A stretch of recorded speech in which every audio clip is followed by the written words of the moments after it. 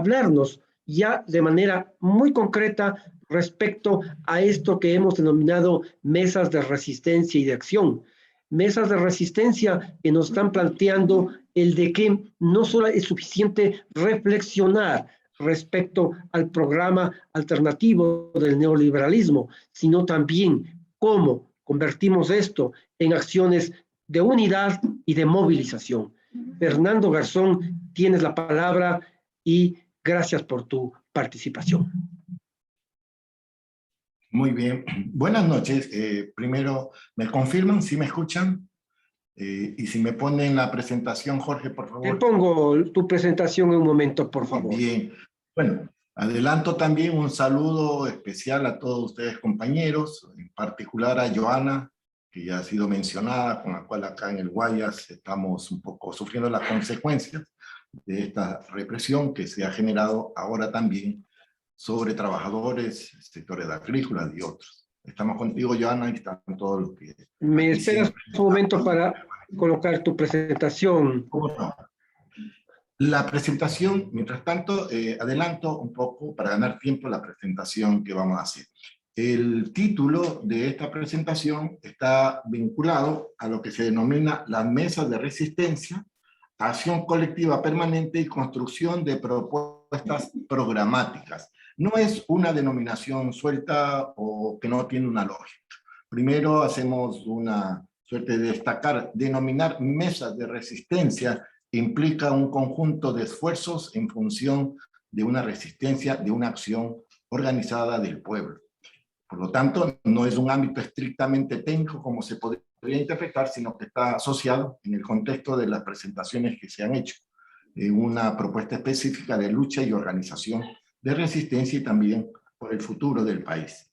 De igual manera, la denominación de acción colectiva permanente, asumimos que estas mesas de resistencia, y eso le va a dar el carácter de su funcionamiento, de su organización, que son acciones permanentes generadas también desde las mesas, desde su composición, y que en ese sentido no es solo para elaborar un documento, sino es orientado a asumir acciones específicas que sean parte de una confluencia, de una suerte de lograr niveles de unidad en acción y que implique también, por tanto, planificar acciones con diferentes formas de lucha. Y esto en el contexto de la construcción de un programa, propuestas y lo que normalmente también se llama plataformas de lucha u otras. Por lo tanto, este es el carácter de estas mesas de resistencia. Vale señalar que como objetivo general que resume muchas de las presentaciones que ya se han hecho y que es necesario tenerlo presente para la definición de algunos aspectos de lo que son estas mesas de resistencia. Reconstruir la mayoría social y sus factores de poder desde el territorio como parte de la resistencia democrática al neoliberalismo.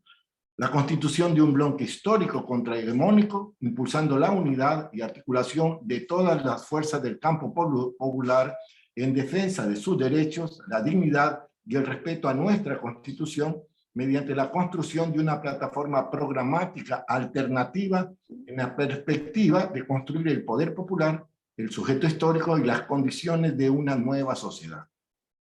Este objetivo general resume lo que han sido los análisis que se han hecho en la Secretaría Técnica y esta propuesta efectivamente nace de esos aportes que se han dado desde la práctica, desde la acción de las diferentes organizaciones sociales y también de las diferentes partes del país. No es una formulación fruto de una especie de lucubración teórica, sino que parte de las cuestiones prácticas que se derivan en una formulación de una propuesta política. La siguiente, por favor. Pues bien, ¿cuáles son los lineamientos funcionales de estas mesas de resistencia? Y esto va a dar un panorama de que sus integrantes deben considerar 4 grandes lineamientos funcionales que son transversales, permanentes, constantes, que implican un análisis y reflexión permanente, constante del estado de situación coyuntural y de las fuerzas en el periodo actual. Bueno, esto es obvio y evidente, pero vale tener presente que no puede haber acción sin haber un análisis y una reflexión. La vieja tesis de teoría y práctica, reflexión y también acción. El otro elemento está sobre construir y ejecutar líneas programáticas reivindicativas de acción permanente, y vale señalar el tema de la palabra permanente en el sentido que no es una acción que se detiene en el cumplimiento de uno u otro objetivo, sino que es permanente porque esto apunta a un proceso de largo aliento para lograr construir un bloque contrahegemónico al bloque en el poder. Y en ese sentido se plantea que sea por ejes de acción, por niveles territoriales, o sea, estamos hablando no solo desde lo nacional o desde lo local, cantonal, parroquial, sino todos los niveles territoriales y forma obviamente de coordinación. Este es otro ámbito que es necesario tenerlo presente y ha demostrado las diferentes acciones y procesos que se han vivido en los últimos años. Y evidentemente presentar claramente que deben ser consideradas todas las formas de intervención política y social, o lo que se diría todas las formas de lucha que en el marco de la democracia y la Constitución lo permite. Y vale precisar eso, porque la incidencia de la lucha en las calles, de calentar, como se dice, las calles, que ha sido parte de una propuesta permanente, está bien, pero es evidente que en los últimos meses también se ha hecho muy importante las acciones, por ejemplo, de protección, las acciones de instituciones del Estado, el coordinar con la Defensoría del Pueblo para las defensas de las personas perseguidas. O sea, ya hay otros ámbitos de lucha en donde el rol de académicos, de intelectuales, de otros ámbitos de la población, que no necesariamente tienen que estar en las calles, pero sí pueden estar en diferentes formas de apoyo y práctica. En ese sentido, considerar siempre que hay diversas formas de intervención política y social y que eso es parte de las funciones de estas mesas de resistencia. El otro elemento que es evidente, pero ahora es mucho más importante por el carácter digital que se ha convertido la sociedad, el mantener comunicación política integral y también en ámbitos organizativos. Para el combate de las ideas, que es una necesidad ahora muy importante, lo que estamos viviendo en el caso de Chile, de que un candidato presidencial sin estar en Chile termina siendo tercer puesto, o la forma como aquí mismo se construyó un imaginario mediático que influyó en la decisión y en la percepción de los electores y también de la concepción de resistencia no de la población. Por lo tanto, creemos sumamente importante asumir, lo que ya es evidente, pero asumirlo como parte de esta función de las mesas, el tema de que hay que también tener en cuenta que es combatir las ideas que pueden generar contradicciones y debilitar también la lucha popular. Y evidentemente esto de la comunicación va de la mano, de tener la eficiencia en las relaciones organizativas para la generación de las acciones, la coordinación de acción. El tema de buscar la eficiencia en la acción es ir más allá de la acción por la acción, sino una acción claramente coordinada en diferentes actores. En procesos de alianza, en procesos de unidad, la comunicación y la eficiencia de la acción está íntimamente vinculada. Por lo tanto, consideramos que una de estas mesas de resistencia tienen que tener muy en cuenta el cómo ser eficiente en la organización a partir de la comunicación. Y el otro elemento funcional está relacionado con impulsar la formación política. Pero hacemos una precisión, y por eso llamamos formación política dinámica y estratégica. No solo la formación política academicista o típica, digamos, que se han dado en décadas anteriores, que han estado bien, pero consideramos oportuno, la mejor forma de lograr capacitación, formación, es sobre caliente. Así como se calienta las calles, hay que saber también calentar las ideas, la conciencia. Y la mejor manera entonces de aprender es en acción, reflexionando. El nivel de mayor concreción que puede tener el ser humano es cuando logra interpretar en concreto lo que está dándose en la realidad. Por eso estamos hablando de una formación política dinámica y estratégica acorde al estado de situación, a la formulación de líneas programáticas, no solo por la capacidad inventiva y originalidad de presentar propuestas, sino sustentarlas, y eso implica también investigación. Esto es, subir el nivel de formulaciones políticas y de la acción sobre la base de asumir en forma científica y técnica lo que es la lucha social.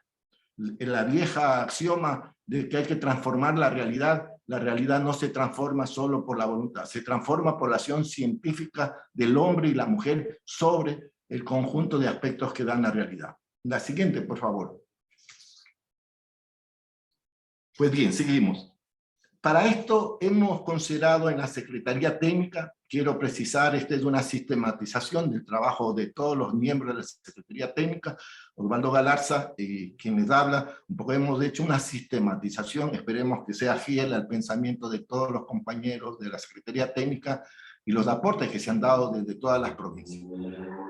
A partir de eso se ha planteado como una propuesta, ¿cuáles son estas mesas de resistencia? ¿Cuáles son los ejes que pueden articular, vincular a diferentes dirigentes de organizaciones sociales, personalidades intelectuales, de acuerdo a los temas o ámbitos de acción que se pueden promover?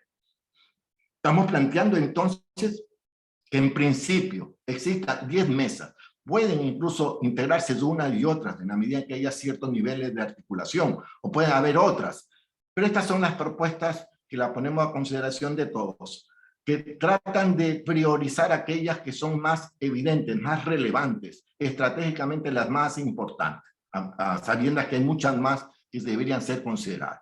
Las leo porque estamos sugiriendo que para constituir esas mesas, cada uno de los compañeros de las organizaciones puedan, incluso desde ahora, indicar en cuál de estas mesas podrían ser parte integrante en función de su organicidad, su funcionamiento y su integración. Entonces, considerar cada una de estas de acuerdo a sus ámbitos de compromiso, de lucha social, de capacidades, de conocimientos. Mesa 1, seguridad alimentaria y la economía agrícola en el Ecuador. Mesa 2, las privatizaciones de petróleo, electricidad, telecomunicaciones, etc. Mesa 3, el derecho a la vida y la salud, que está íntimamente vinculado. Mesa 4, disculpen que les lea porque queremos un poco, sabemos que eso puede tener muchas interpretaciones, pero eso quienes se integran a las mesas podrán un poco darle ese contexto mayor. Mesa 4, la educación, un derecho social fundamental. Mesa 5, la seguridad social, un derecho universal. Mesa 6, la cultura, las artes, las letras, los valores, tradiciones y creencias. Mesa 7, el trabajo digno. Es evidente que cuando uno plantea, por ejemplo, en este caso, la mesa 7, el trabajo digno, está íntimamente vinculado a lo que ahora es parte de un debate fuertísimo en la Asamblea Nacional, en el Congreso, vinculado a la famosa ley de oportunidades, a la reforma que se quieren hacer al Código de Trabajo. Esto es parte de esta mesa de analizar, conocer, coordinar, presentar acciones, programar procesos. Esto es parte de esta mesa de lo que nosotros denominaríamos el trabajo digno. Mesa 8, protección del ambiente y de la madre tierra. Mesa 9, construcción del poder popular desde el local y los GAT. En esto queremos hacer relevar, ya lo explicó Natalie, también el compañero, perdón, compañero Iturralde, de la importancia del trabajo desde lo local, no solo porque se vienen elecciones, y eso es una necesidad desde el punto de vista electoral, sino que la propuesta de Granes es construir poder popular desde el territorio, que implica desde lo local, desde lo concreto, diríamos de lo concreto maravilloso. Es eso lo que le da sustento y realidad a una propuesta que se deriva en lo nacional, que se deriva en una propuesta de todo el pueblo. Si no hay trabajo real en lo concreto, en lo local, en el territorio, difícilmente eso tiene un impacto estratégico a largo plazo.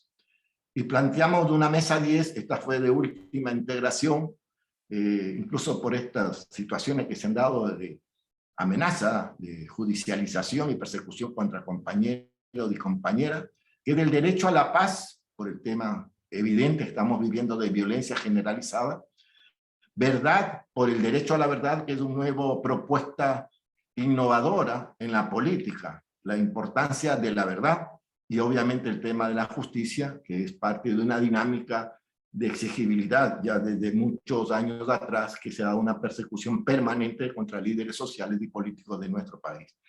Y todo esto relevando que es necesario la lucha contra la violencia de Estado. Esta mesa, por lo tanto, se inserta muy cercanamente a ciertos ámbitos que en este momento son la agenda política, la agenda de tratamiento en el país. La siguiente, por favor. Bien. ¿Quiénes participan? Evidentemente, la participación es de todos. No hay ninguna exclusión, como bien ha dicho Natalie, mientras más amplio, eso es una alianza real. En ese sentido, vale precisar, en caso que no se tenga una, digamos, claridad o confusión. Deben estar ahí, participantes de estas mesas, dirigentes y bases de organizaciones políticas, de organizaciones nacionales y locales. También ciudadanía organizada, líderes barriales, líderes parroquiales, ligas deportivas, colectivos culturales, ambientales, de artistas. Como estamos viendo, obviamente este es un deseo, una necesidad. Lograrlo, sí, es importante, pero tener en cuenta que no solo las organizaciones sociales per se, aquellas que son muy dinámicas y participan en representación de sectores campesinos y otros, sino también aquellos que están supuestamente externos a los procesos de lucha social, como puede ser la liga deportiva, los colectivos culturales, los artistas. Entonces, este elemento nos parece a nosotros de ampliar la base de incorporación a otros ámbitos de la población que también tienen derechos y tienen también necesidades y tienen ser parte de una lucha. Evidentemente, ¿quiénes también participan? Académicos, intelectuales, gremios de profesionales, incluso empresarios los honestos, los que están dispuestos a estar por el país y por la patria, no aquellos que tienen sus fondos en paraísos fiscales y otras modalidades que ya las explicó Pablo. Y evidentemente todos y todas los líderes y militantes de las organizaciones sociales que integran y son fraternos de la Asamblea Nacional Ciudadana. La siguiente, por favor. Después de los participantes, los facilitadores. En cuanto a los facilitadores de estas mesas, es una dinámica muy común en mesas de trabajo, como se llama normalmente, pero consideramos de ahí incorporar a líderes de plataformas sociales, el Parlamento Laboral, del Frente de Trabajadores del Ecuador, Frente Petrolero y otros que han estado siendo parte de la dinámica de la mesa. Los líderes de los colectivos sociales, ciudadanos, la red de maestros, el sector de la salud, foro de las mujeres, los académicos y especialistas de los temas, y en esto queremos hacer énfasis, porque han tenido un rol muy importante en estos tiempos, incluso como el caso de Andrés Arauz, que está actuando como un especialista en temas tan complejos como está lo vinculado a los famosos paraísos fiscales, que dan desde su ámbito académico, de estudioso y de investigador, y evidentemente los militantes de la Asamblea Nacional Ciudadana. La siguiente, por favor, Jorge. Finalmente, queremos indicar, esto tiene una fase. La particularidad de esta fase es que asumimos que desde ahora entramos en un proceso ya de asamblea de pueblos y organizaciones sociales. Esto es, desde ahora, la Asamblea Nacional de Pueblos y Organizaciones Sociales está en proceso, está generándose, está cumpliéndose. Para lograr en febrero, como se han planteado, lo que va a ser la Asamblea Nacional del Pueblo y Organizaciones Sociales. Para que esto tenga esta característica, estas mesas de la resistencia tienen que partir de la aprobación de lo que ahora se está presentando en el contexto de estrategias, de todo lo que han explicado ya los compañeros, y estos aspectos un poco de proceso en sí mismo, que implica primero la instalación, que instalación implica que se registren los compañeros, las organizaciones, a través de su correo, a través de los celulares, y que haya un registro para que aquellos que puedan estar en una u otra mesa puedan ser efectivamente registrados y puedan ser convocados. En eso va a ser un trabajo técnico necesario, administrativo, para poder hacer, lograr la confluencia de todos los compañeros por mesas en las cuales se quieran registrar o se hayan registrado. Eso va a ser un trabajo inmediato, incluso si se considera necesario desde ahora mismo. En el chat ya pueden indicar, además de los datos que bien ha dicho Jorge, que hay que incluir de cada uno, los que a lo menos están incorporándose recientemente, de lo que es principalmente correo electrónico y número de celular, además del nombre. Esto es la instalación. Va a ser un proceso lo más corto posible, porque se van yendo instalando cada mesa con sus dinámicas propias parte de este proceso de incorporación libre, voluntaria, democrática y participativa. Un tercer momento es que ya constituido las mesas, se entra a un proceso inmediato de formulación y construcción de líneas programáticas y coordinación de acciones permanentes.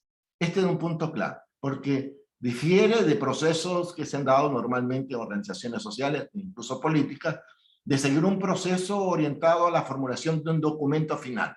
Aquí lo que estamos planteando es formulación de líneas programáticas en vivo, formulación de líneas de acción en lo concreto, e incluso la ejecución de esas acciones en función de los niveles de articulación de los compañeros y organizaciones que son parte de cada una de las mesas de resistencia. Es un salto audaz en cuanto a la modalidad, a la metodología. Aspiramos que en los hechos esto se pueda concretar.